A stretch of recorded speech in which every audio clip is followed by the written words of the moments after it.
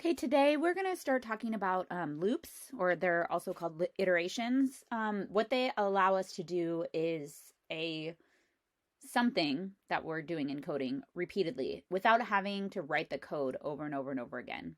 Um, it will allow us to go through lists. It will allow us to actually do some activity, and we can do it until like someone hits -1 or like user defined.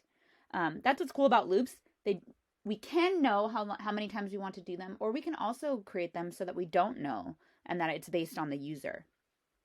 We will be talking about 3 different types of loops for the test. I will also offer one more. The 3 types of loops that we'll be talking about for the AP test are the while loop, the for loop, and the for each loop. We're not going to get to the for each loop in this unit. We'll get to it in, I believe, unit 6. We will talk about also the do while loop, which is not on the AP, but it's still useful to know. So, first kind of loop we're going to look at is the while loop. We say while expression statement. So, while this expression is true, we do the statement, and you do it until expression becomes false. Okay? We want to make sure that this expression at some point becomes false, because if it doesn't, we're going to get an infinite loop. Okay, so there are 3 necessary components to a loop. First, we have to initialize whatever variable we're using to control the loop. Okay, that thing that's being tested. That if it's true, we keep going. If it's false, we stop. Then we're going to test the actual loop condition. That's, in this case, inside here. Okay, and then we'll increment so that the loop condition will become false, because we don't want it to keep going on forever and ever and ever. It'll make our program crash. All right, so here where we're printing numbers from 1 to 10, the first part is where we're initializing. So int number becomes 1. We initialized it. While number is less than or equal to 10. Here's our test. Number is less than or equal to 10. And then increment is right here, number plus plus. So we're printing the numbers from 1 to 10. So we have like, first we start with 1, and it's saying, well, it's less than or equal to 10. So we're going to say, well, 1, then we increment it 2, 3, 4, 5, 6, 7, 8, 9. And each time it's testing it. So is 1 less than 10? Yes, we're going to print. Now number is going to become 2. Is 2 less than 10? Yes, we're going to print 2. Now number is incremented to 3. All the way until we get to 10. And at this point, it says, is 10 less than or equal to 10? Well, yes, it is. So I'm going to go in here and I printed it just now. And then number becomes 11. So at this point, number becomes 11. Is number less than or equal to 10? False. So it stops. And what happens? It pops out of this loop and we go on to whatever code is here. Now, I'm sorry for this font. When I looked at this, I think before it translated itself into a PDF, it was in a different font, but I'll see if I can go back and fix that when I actually post this slideshow. So if I want to add user entered numbers, this is really cool. It allows us to do something until the user wants to stop. So it says like enter a number or -1 to quit. Now, -1 here is what's called a sentinel value. Okay, this sentinel value, what does it mean? Okay, it is something that our computer is looking for to end the loop. So it'll say like, oh, did I get to -1? No, okay, I'm going to keep going. So in this case, it would be any negative number, because you can see, well, no, it's going to be any negative number, because you can see this is only going to work for numbers that are greater than or equal to 0, even though we told somebody to put -1 to quit. So we're using nextInt. You know, we can assume that the scanner object in has already been created. And it's saying if number is greater than or equal to 0, okay, we're going to say total plus equals 0. So I like to keep track of things in a table. I think it's the best way to do it. So I'll start out like this, and then I'll say, all right, total is 0, number is 1. Okay, so while number is greater than or equal to 1, now let's pretend that user entered 6. It says user enters 6, then I add that. If 6 is greater than or equal to 0, which it is, I'm going to add it to total. So then I'll say 6 here. Now, is 6 greater than or equal to 0? Yes. So let's say the user entered 7. Okay, here they entered 7, so number becomes 7. If 7 is greater than or equal to 0, I'm going to add 7 to total. So now total is 13. And now let's say the user decides they want to stop, so they enter -1. They're going to stop here at this point. The loop will pop out, and it will say system.out.println total. So all this in purple is taking place inside the computer. What actually gets output is going to be in red here. So it will say total equals 13. At the end of the loop, what do our values equal? Well, number is equal to -1 and total is equal to 13. It's oftentimes a good idea to put these or work out these loops in a table, because they might ask you at the end of this loop, what is number equal to? Number is equal to -1. What is total equal to? Total equals equal to 13. Okay, so there's also, I should actually write this to the side because I don't want this here. So there's also what we call a break command. So a break immediately forces us out of a loop and on to the next line of code. Okay, this is what the actual code line is, break. And it is a reserved word. Okay, so here is the same code with a break. This console IO should have been ignored. So we're going to cross this out, because we're using scanner.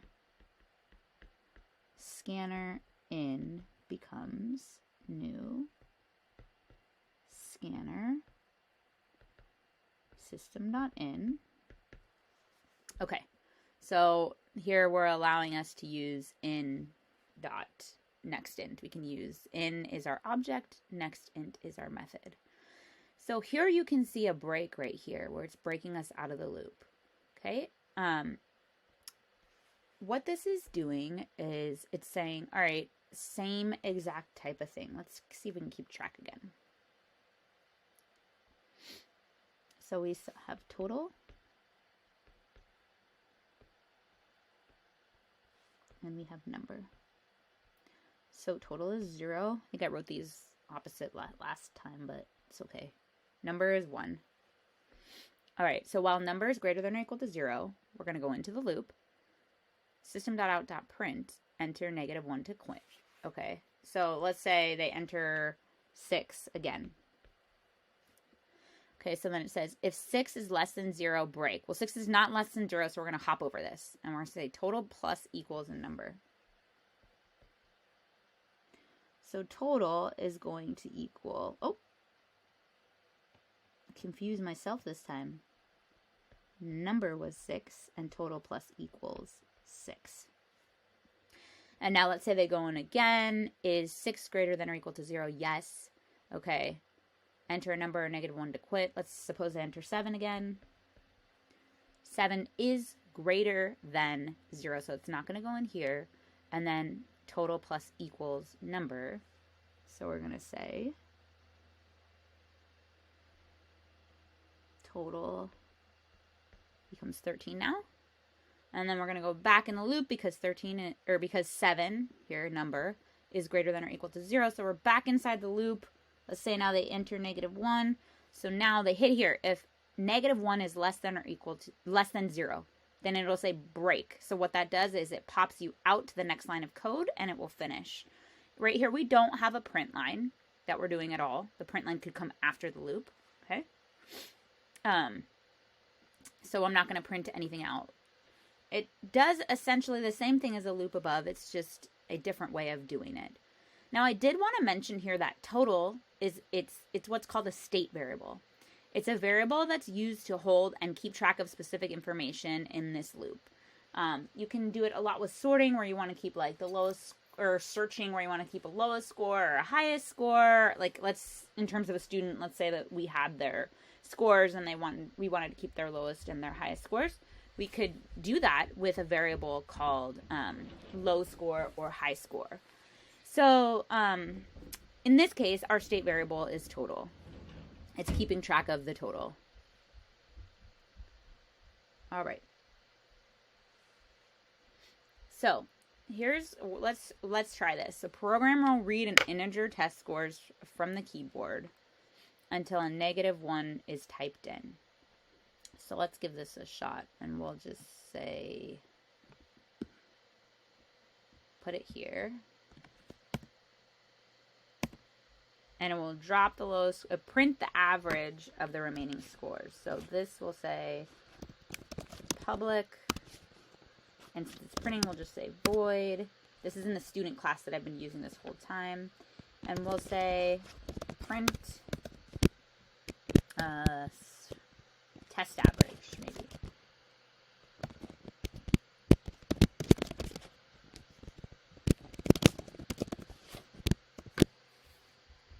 Okay, so what we're going to do now is, the first thing before we get into our loop, what do we need? Well, we're going to need something called total. So we'll say double total becomes 0. We're going to set it to 0. And then we'll say double, and maybe test score becomes, we'll set it equal to -1. Well, actually, we'll set it equal to 0 to begin with, so we can get inside of our loop. And won't do anything to our loop because of 0. And then we'll say double low score becomes, and I'm going to set this one to -1. Now, I remember talking to a bunch of you, or saying this earlier, that sometimes, when do they use int.max, int.min? In this case, a lot of people use int.min, or integer dot, I think it's min value, because it's the lowest integer number you can get. I calculate it as a double, so we can't do that, but in this case where we're trying to look for something that's low, sometimes people will use, if it's an integer dot min value, because you're not going to get anything, or they'll use, integer dot max value, because you're not going to get anything that's higher than that. So anything you get put in will be a min value. Actually, so that is my mistake. I need to put in something that's going to be higher than anything else. So let's say that a test score can't, let's say that a test score, oh, these are integers. Great. So I'll use that, actually. Int. And I'll say low score becomes integer dot max value.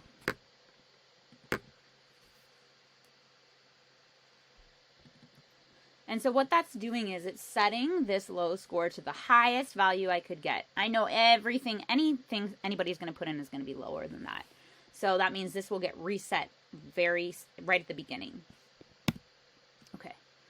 And so then I'll say while test score is greater than or equal to 0, because I'm assuming I can't get anything less than 0, I'm going to say, let me make sure I have the scanner in here. I do. Okay, so I'll say system.out.print line. I could just say print. Please enter a test score, or enter a negative number to quit.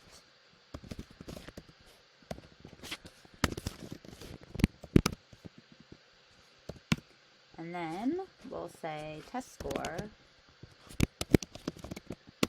that's the current one I'm on, becomes, let's see, in.read. Oops. Next int. So I should have made this one an int as well. Okay, and then I'm going to say while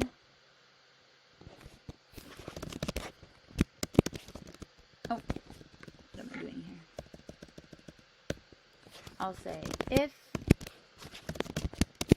test score is less than 0, I'm going to break. Otherwise, I'm going to add test score to my total, because it has to be added.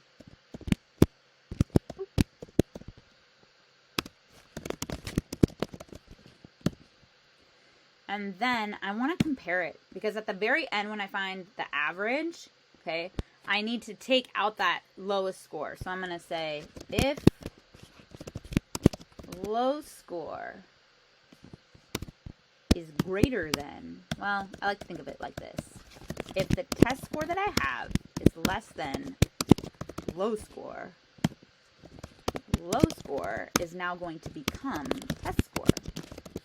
So basically, if the lowest test score that I have, so if the test score that I read in just now is lower than the lowest test score that I have, then that's going to become the new low score, okay?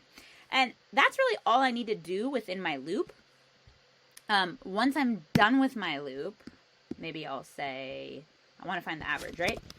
So I'll say double average. Oh, I need a count because I need to know how long.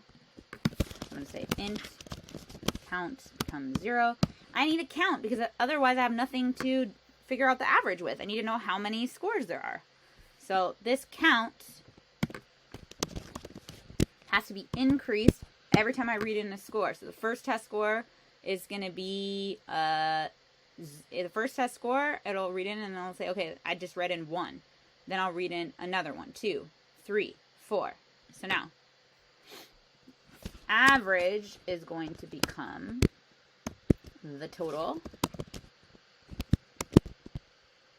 minus the lowest score, so low score, and then divided by count minus 1, because I'm getting rid of one of the scores.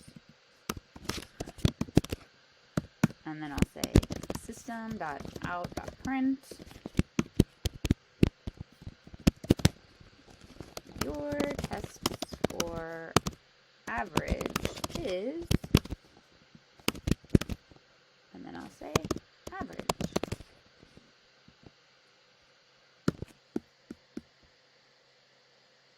Okay, so now we're going to try and run this. So let's go over here to the main class. And I'm just going to comment out Kelly. We'll just do this for Billy.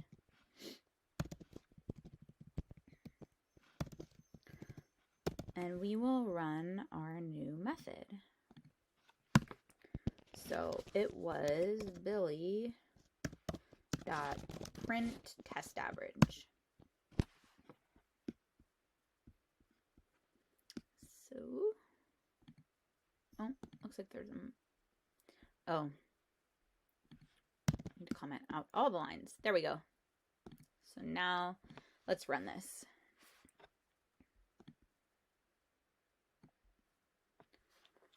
Okay, so we're going to enter the student's name, Billy Smith, we'll call him. And we'll say he's graduating in 2021. Okay, so we're going to enter a test score of 95, and then we'll say 97, and then we'll say 96. I'm doing this so I can find an easy average, and that way, because I know the average between 95, 96, and 97 should be 96, so I'm going to make sure, I'm going to put a negative number in here to quit. Okay, oh, and I forgot to put print line here, so I'll need to put print line, but you can see here the average is 96.5. Now that would be correct because they took out the lowest score, which was 95, Okay, and so the average between 96 and 97 is 96.5. So that was great. That worked perfectly. I'm just going to go in here and put a print line so that it will format correctly. But just to review here, this is what's called a state variable. This is a sentinel variable, because if we want to enter a negative, it's going to quit. Okay, this is also another state variable. And then this is a state variable as well. So this is holding the amount of scores that I have. This is holding my current test score. This is holding the total, and this is holding the lowest test score. Now remember, I set it to the highest integer value so that any score that I entered in, like the very first score, would become the low score.